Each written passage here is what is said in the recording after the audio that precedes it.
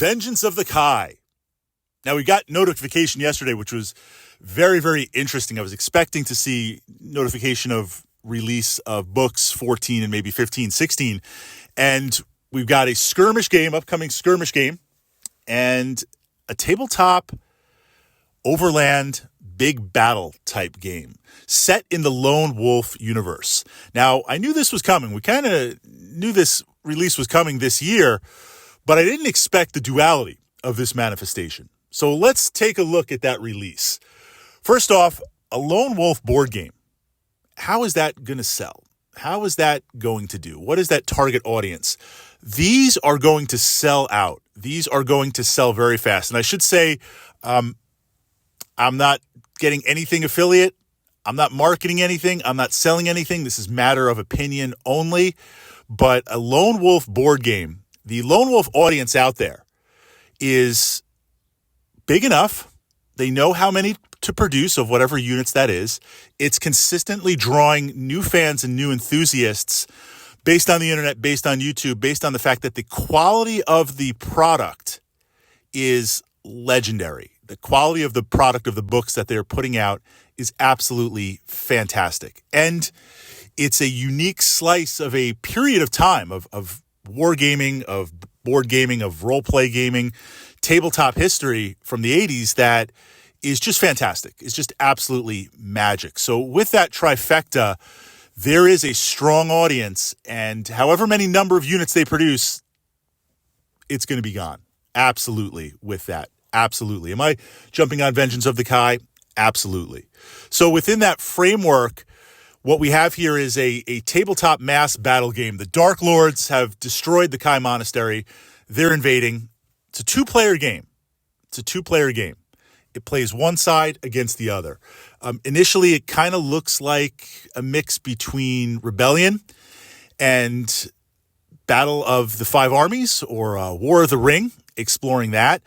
I hope in terms of detail and gameplay, I don't want something super light, but I don't want something super heavy. You want it to kind of play fast and give you that experience. The focus here, I should say, is, in my opinion, not so much on a strategic war game. We're not trying to recreate something from history, World War II or Napoleonics or DBA, DBN type stuff. We're trying to deliver a Lone Wolf experience. We're trying to deliver that experience that you get from reading the books into a tabletop war game. And this audience, it'll be a mixed audience. I mean, I'm sure many of us are war gamers and role-playing gamers, but that focus, if the experience is a little bit light on the rules or lighter on the rules, not simplistic, I think that would be an absolute winner. Now, the big tie-in, and they've kind of announced this, it's always been this, the artwork. Lone Wolf has its kind of very specific artwork that, in addition to the stories and the narrative, of course, and the Kai, pulls you into that universe. An example, just to sidebar for a moment, sorcery. This is a great example. Steve Jackson, sorcery. I've been pushing up some of those tactics to the playlist here. It's a choose-your-own-adventure book, 4-part series. It's also got a digital adaptation, part 1, 2, 3, and 4. Extremely well done. The old books with the original artwork compared to the newest books, the stories, it's a choose-your-own-adventure story. You play either a fighter or a mage to retrieve the crown of command. The story is the same, but the artwork in the new books has been redone for whatever reason, licensing, updates. It doesn't have the same narrative. It's still a good story. It's still a good game book, a lot of interesting things. But when you explore that and play the older books, the artwork pulls you into that type of world. It complements it so well. Modern sorcery loses a little bit of it. So with that framework, going back to Lone Wolf, Vengeance of the Kai, they're going to have artwork. They need to bomb this thing with artwork. They need to have Lone Wolf everywhere.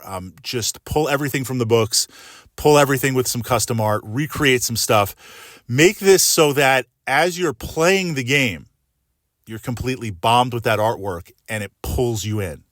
That, it's already going to be a success, but if it does that, it'll be an amazing experience to complement the Lone Wolf books to complement that playthrough.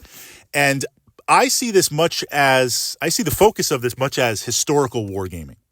So historical wargaming, just a sidebar again, Chain of Command, World War II, fantastic rule set. Pushed some examples of those rules up to the channel here.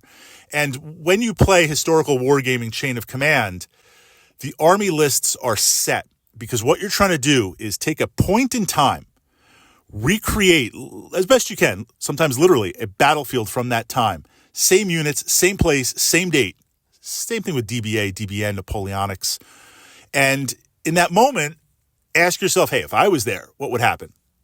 If we do this, if we do that, if we don't take the bridge, if we charge across, what happens? How does it change? So I see the same for Vengeance of the Kai, almost to the point where it's like a historical war game. We all know through the books how things played out. How would it play out if I was in charge or if you were in charge? If it does that, it's going to draw on that Lone Wolf flavor, that Lone Wolf spice. It's going to be really, really fantastic. 2-player game. Yeah, that makes sense. I mean, it's one side against the other. You could have some of the kingdoms against the Dark Lords or the Dark Lord. And if you do that, it becomes a couple versus one or many versus one. That shifts the rules, that change things if you don't have multiple players. I think one-on-one, classic one-on-one is absolutely best.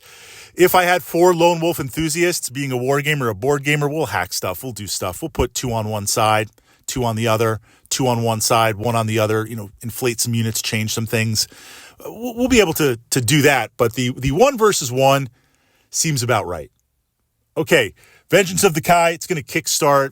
Obviously, we'll know more soon in the coming months. I think it's slated for September. So if we're looking at September-ish, end of October-ish, and then a year out for production, maybe a little bit longer with the way things change and move. But I see this, I don't really see this going to secondary market as much. I think this is going to be like the 40th anniversary edition box. I think it's going to be like some of the other exclusives. It's going to be produced in enough quantity in the beginning, but it's going to go fast.